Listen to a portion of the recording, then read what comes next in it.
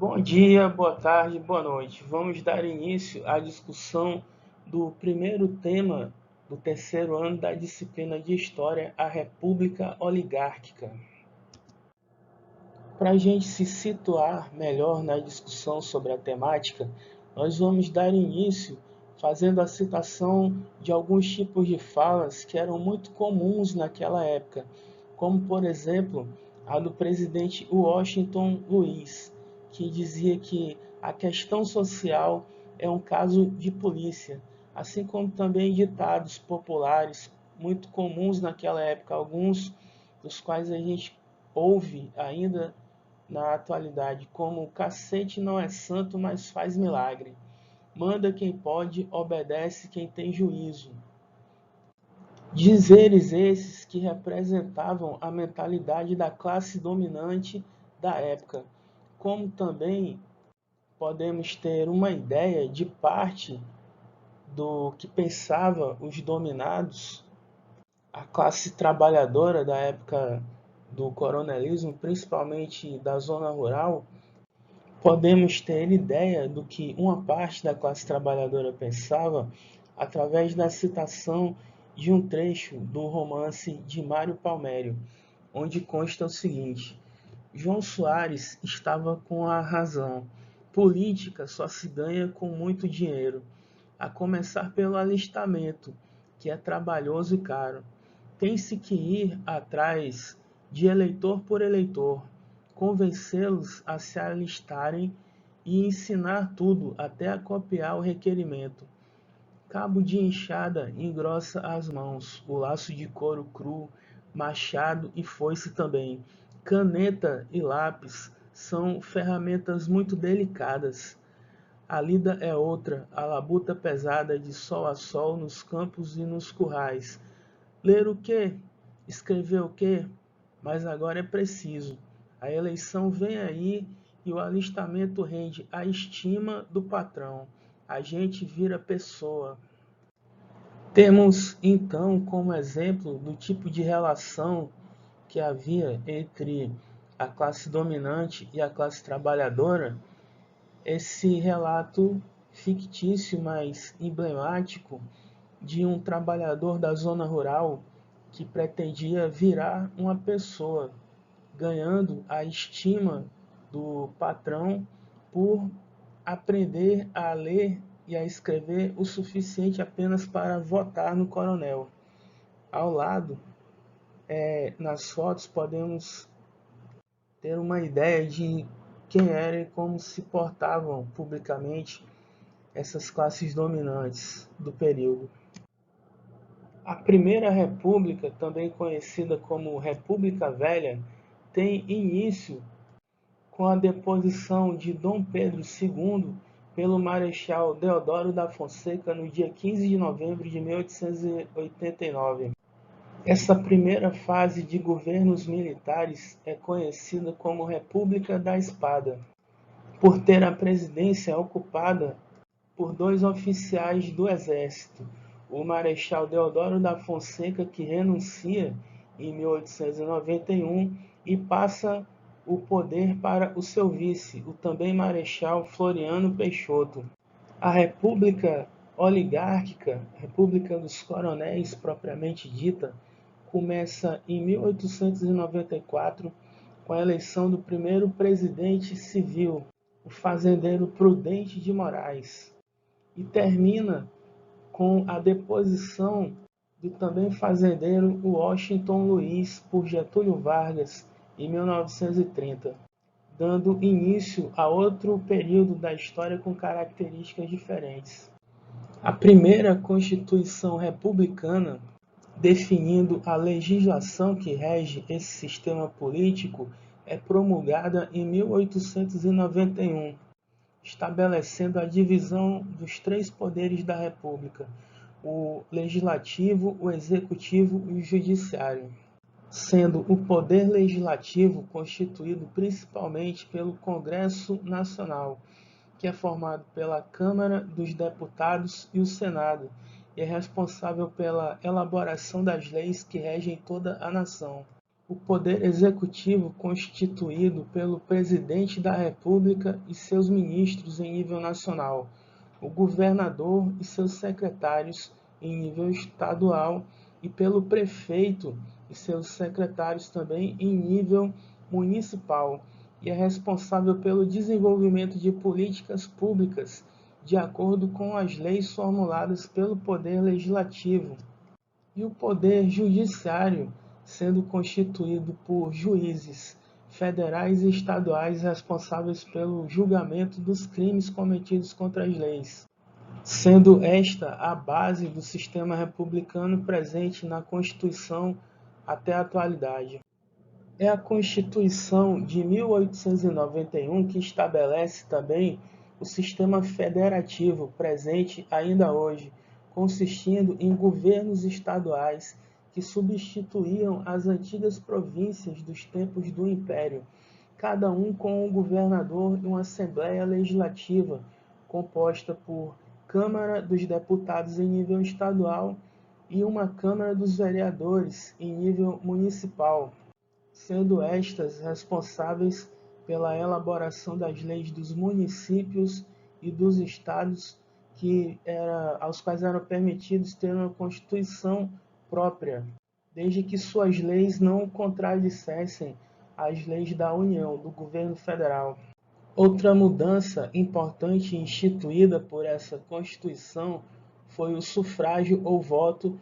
masculino e aberto universal. Voto aberto significando um voto diferente da modalidade de voto que nós temos atualmente, onde o voto é secreto, sendo as eleições diretas para os poderes legislativo, executivo, em nível municipal, estadual e federal, ficando excluídos ainda naquela época, por essa Constituição, do direito ao voto as mulheres, os menores de idade e os analfabetos. Para que seja possível entender de forma mais clara o caráter dessa república oligárquica que foi instituída no Brasil, é extremamente importante que se entenda antes, de forma muito clara, o conceito de república democrática, ao qual a República Velha tentava se associar, mas apenas nas aparências, nas superfícies. O conceito original de república foi criado ainda na Roma Antiga e tem uma tradução aproximada do latim em coisa de todos, significando que o poder do Estado não pertence a nenhum indivíduo e a nenhum grupo, mas sim a toda a sociedade, que teria acesso ao exercício do poder da coisa pública através da concepção de democracia, que na tradução do grego que deu origem à concepção significa poder do povo. Essas concepções republicanas e democráticas da Idade Antiga foram reformuladas na Idade Moderna e Contemporânea pelos filósofos iluministas e colocadas em prática pela primeira vez na Revolução Francesa, em toda a sua plenitude, servindo de exemplo para os países civilizados e desenvolvidos. No caso da República Brasileira, se buscava copiar vários dos principais pontos do modelo republicano dos Estados Unidos,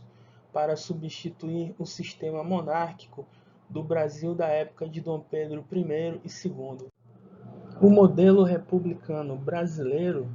no entanto, apresenta grandes distorções quando comparado aos ideais iluministas, assim como também a colocação desses ideais em prática, tanto pelo sistema republicano francês quanto pelo estadunidense, sendo esse modelo brasileiro denominado pelos historiadores como república oligárquica, um modelo oligárquico, que significa um modelo onde o poder é exercido por um pequeno grupo, uma minoria exercendo poder sobre a grande maioria da população. No caso, a política, principalmente em nível nacional, era totalmente monopolizada pelos fazendeiros de São Paulo e Minas Gerais. A população, de forma geral, era impedida de exercer o poder de qualquer forma na chamada República Velha. Dentre os vários motivos desses impedimentos, temos a reduzida proporção de votantes com relação ao número total da população, consequência das restrições legais que permitiam o voto apenas aos homens maiores de 21 anos que fossem alfabetizados. Mesmo tendo a proporção de votantes, que na época do Império era de 1% devido ao voto censitário e masculino, ou seja, o voto restrito aos homens ricos e alfabetizados que somavam apenas 1% da população. Mesmo esse percentual tendo subido para 10%, ainda era uma porcentagem muito pequena que excluía a maioria do povo brasileiro do direito a escolher os seus governantes. Na prática, no Brasil da República Velha, o poder continuou concentrado nas mãos daquele mesmo 1% que tinha poder de votar e ser votado na época do Brasil Império, que eram os grandes, ricos e influentes proprietários de terra que dominavam as regiões onde se localizavam, em que moravam, através desde trocas de favores até ameaças de morte. Essa estrutura de poder extremamente autoritária e violenta, em que os latifundiários ocupavam o alto de uma hierarquia que era seguida pelos seus compadres, apadrinhados, protegidos e agregados, era conhecida como coronelismo. Além da troca de favores estabelecida entre o coronel, que era como era conhecido o latifundiário, e os prefeitos, juízes, delegados, jornalistas, artistas, médicos, funcionários públicos, de forma geral, todos eles seus apadrinhados e protegidos, com quem trocava favores regularmente. Inclusive, o maior desejo de muitas pessoas da época era prestar algum favor ao coronel, e ler esse favor como alguma prática de corrupção, de favorecimento ilícito ao coronel, para que o coronel ficasse devendo um favor que fosse retribuído algum dia, através de alguma outra prática ilícita, geralmente. Mas além dessas práticas, outra forma de exercício do poder do coronel também era através dos jagunços armados e dos pistoleiros de aluguel, de modo que muito mais do que a lei tinha validade nessas regiões, a vontade desse latifundiário todo-poderoso. Vontade que, quando não era exercida através de subornos, de favorecimentos, era exercida através de ameaças e assassinatos, geralmente. Os dois mecanismos principais que garantiam o monopólio do poder político, do poder estatal, pelos coronéis, provavelmente eram o voto de cabresto e as fraudes eleitorais. Então, o termo cabresto, que era um instrumento de couro usado para guiar animais de transporte de pessoas e cargas, era o símbolo utilizado por todos na época de um sistema eleitoral viciado, em que o voto aberto e declarado fazia com que muitas vezes os eleitores votassem sob a vigilância de jagunços armados, sendo a fiscalização das práticas ilícitas desse sistema eleitoral realizada por uma comissão verificadora do Congresso Nacional, formada por políticos que foram eleitos pelo mesmo sistema de cabresto que tinham que fiscalizar. Mesmo assim, com os eleitores correndo até risco de vida por não votarem nos representantes que o coronel determinava que fossem eleitos, no meio dos candidatos eleitos que representavam os coronéis, ainda era, às vezes, eleito uma outra pessoa que não representava os coronéis, representava a vontade popular. E essas pessoas, quando conseguiam se eleger, eram impedidas de assumir o cargo pela chamada prática da degola, em que essa comissão verificadora do Congresso impedia que alguns políticos eleitos que fossem oposição ao presidente ou ao governador ou ao prefeito, essa comissão impedia que eles assumissem o cargo. Mesmo tendo o voto de cabresto como o principal responsável pela eleição dos candidatos do coronel, as fraudes eleitorais ainda eram extremamente comuns e constava entre elas a falsificação de documentos para voto de menores e analfabetos, inscrição de pessoas que haviam falecido como eleitores, mas apareciam cédulas onde os defuntos pretensamente teriam votado. Assim como as próprias urnas eram adulteradas e os votos que estavam registrados nessas urnas, após a sua violação, eram adulterados para favorecer os candidatos dos coronéis, fora os erros propositais das contagens de votos. Ao lado podemos verificar uma charge que simboliza a situação a qual o eleitor era submetido no voto de cabresto, assim como é possível também perceber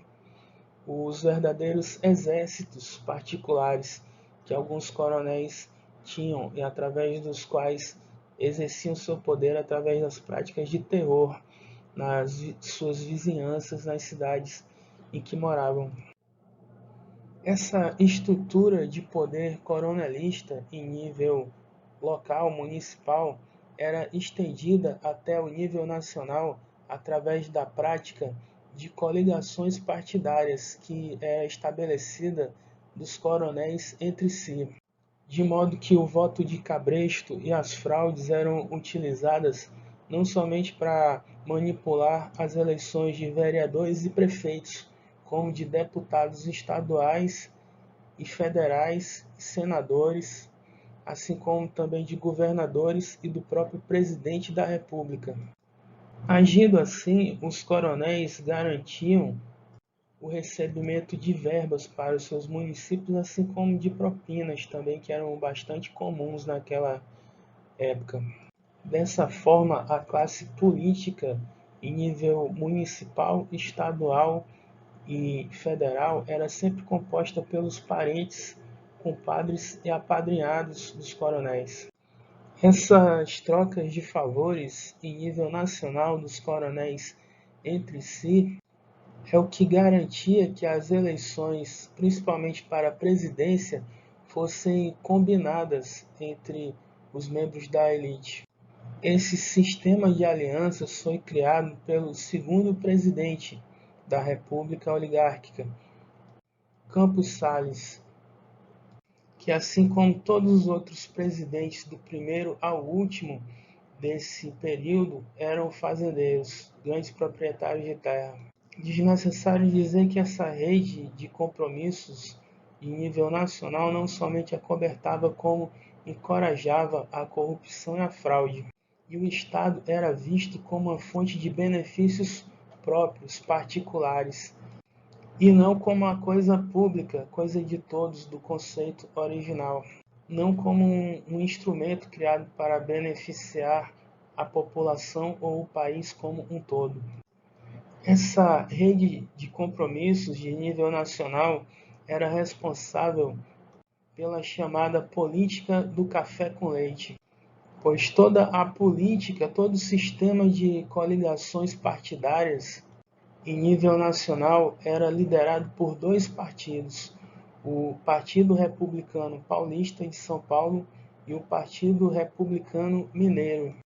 de Minas Gerais, que tinham tanto poder assim, porque nesses dois estados se concentravam a maioria da população brasileira e, consequentemente, pela Constituição, eles tinham o poder de eleger a maior quantidade de deputados para o Congresso Nacional,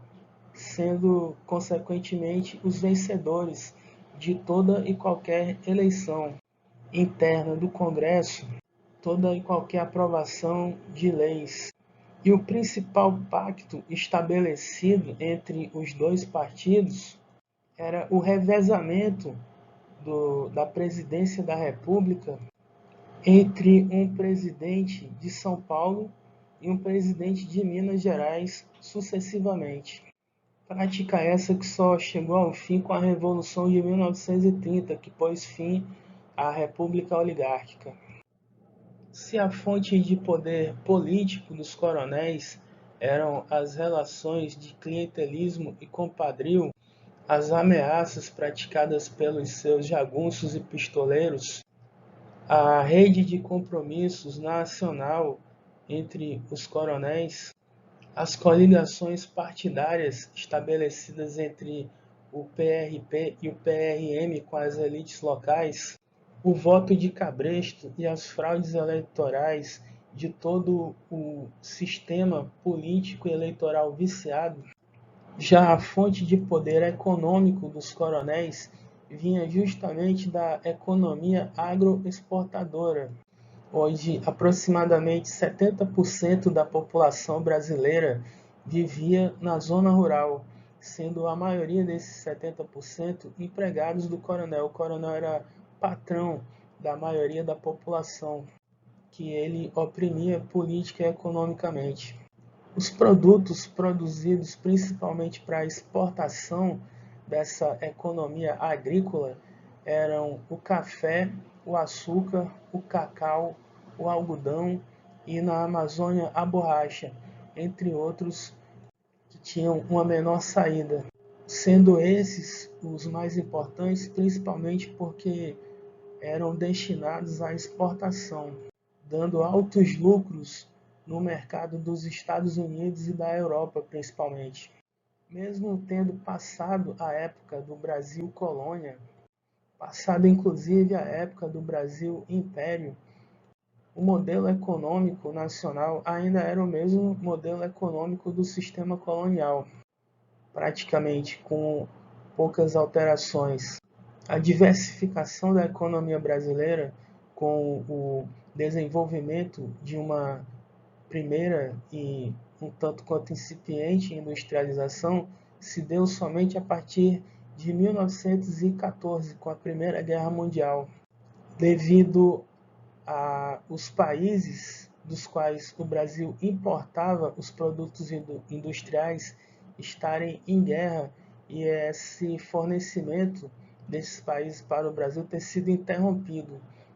o que obrigou o Brasil a começar a produzir pela primeira vez os produtos que antes ele importava.